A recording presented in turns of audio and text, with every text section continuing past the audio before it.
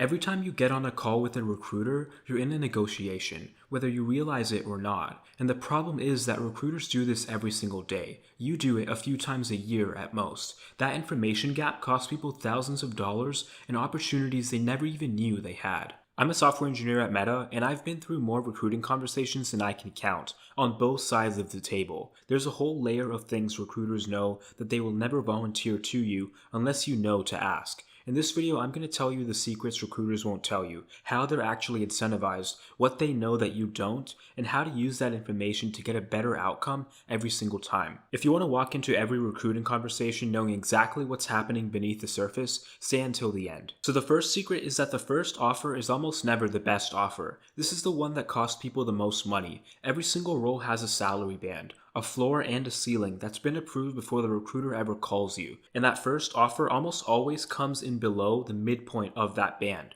Recruiters are incentivized to close you as cheaply as possible. Their job is to fill the role, not to maximize your compensation. And 70 to 80% of employers have room to negotiate, but only a fraction of candidates are actually trying. And that's really a shame because the average increase from negotiating is $5,000 to $20,000, and that's just the average. It's even higher with big tech companies. So what you want to do when you're presented with an offer is never accept the offer on the spot. You always want to ask for time to review it. You do want to say something like, "Can I have a few days to review the full package?" Then you want to counter higher than what you actually want. Chances are they're going to meet you in the middle. And if they say that the offer is firm, you want to ask about other components of the offer like the signing bonus, equity, remote flexibility, or even PTO. Now, secret number 2 is that the offer deadlines are almost always negotiable. The pressure tactic that most candidates fall for is when recruiters say something like, "We give you 48 to 72 hours to accept," or "We need an answer by Friday." This creates an artificial urgency that's designed to prevent you from getting competing offers,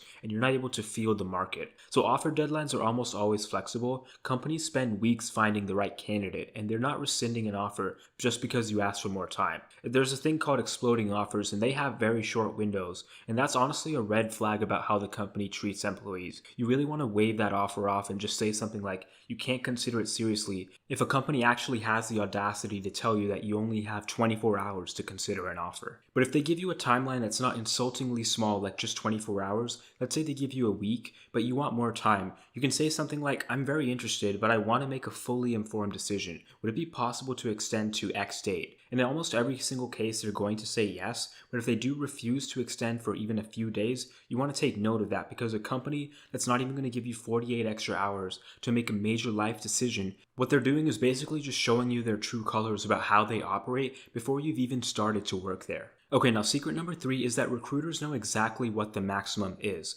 They have the full band, but you have nothing. Before they ever call you, recruiters have access to the full salary band. So the floor, the midpoint, and the ceiling. So when recruiters ask a question like, "What are your salary expectations?" they already know what the answer is, and they're letting on less than they actually have intel on. They're asking to see if you're going to anchor yourself low. So in essence, you're negotiating blind, but they are not. And this is why you should never give the first number. You might just anchor yourself $30,000 below what they were prepared to pay you. What you want to do instead is you want to ask for the band before you give any number. You can ask something like, "What's the compensation range budgeted for this role?" And specifically in the US, many states now do have salary transparency laws, and most recruiters in 2026 are required to share this. But if they won't share it, you can say, "Based on my research, similar roles are paying X to Y, and I'd expect it to be in that range." So the higher your anchor, the higher the final number is going to end up. Okay, now secret number 4 is when a recruiter says something like, "We'll keep your resume on file," that's basically just a rejection.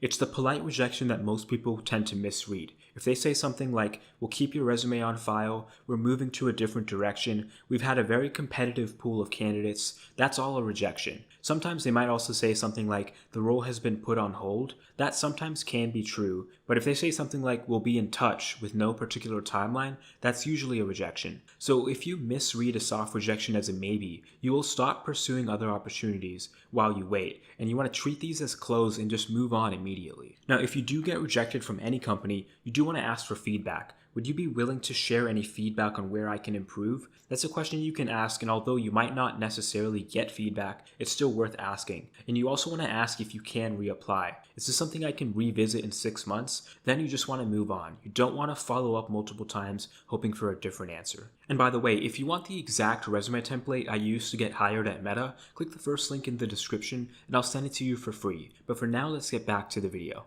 Okay, so secret number 5 is that recruiters do share notes internally. Everything you say in a recruiter screen does get documented. Other recruiters and hiring managers at that company can read them. So if you complain about your current manager, express desperation, or say something that's inconsistent with what your resume says, that's going to be in the system. And if you apply to a different role at the same company later, they're going to pull up your history. This also works in reverse. If you come across as sharp, confident, and well prepared in an early screen, that follows you as well. So the general rule that you want to follow is that everything you say should be something that you'd be comfortable saying directly to the hiring manager. You want to treat every single recruiter screen as if it's being recorded, because in a sense it is. And you never want to badmouth the previous employer, express desperation, or overshare personal information. And if you do currently have a job, even if you don't like it, you do not want to badmouth your employer, because that's just going to hurt you when it comes to negotiations, because your current company is not a place that you want to stay at, and they now know this. And if you basically imply that you do have competing offers, or if you're at least interviewing with other companies, that note is going to travel in your favor. So you want to be strategic from the first touch point with the recruiter. And that takes me right to secret number 6, which is that a competing offer is your most powerful leverage. Most candidates have no idea how to use this.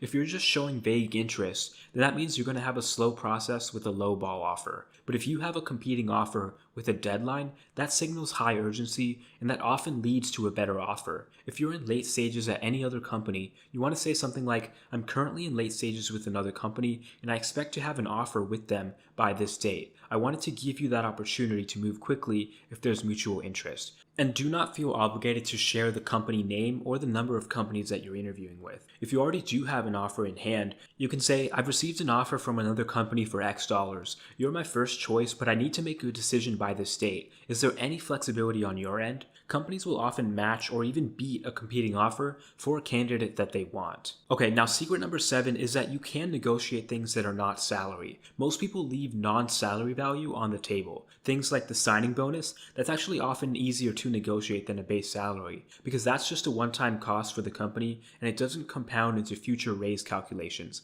A $10,000 to a $30,000 signing bonus is extremely common at mid to large tech companies, but most candidates just never ask. And another component that you can negotiate is equity or your stock package. More shares, a shorter vesting cliff, or an accelerated vesting schedule, that's especially valuable at companies with strong growth trajectories. There's also remote flexibility. You want to get this locked in writing before you start, not after, because verbal agreements often disappear. You also can negotiate things like your start date, PTO, and your professional development budget. That's all on the table too. But if you do try to negotiate the base salary and they tell you that the base is fixed, you can say, I understand that the base salary may be fixed. Is there flexibility on the signing bonus or equity to bridge the gap? That's the professional way to go about it, and it opens a door that most candidates just walk past. Now, the final secret is that ghosting usually means one specific thing. Why do recruiters go silent, and what do you want to do in that situation? Maybe the role got put on hold or canceled internally, or another candidate was selected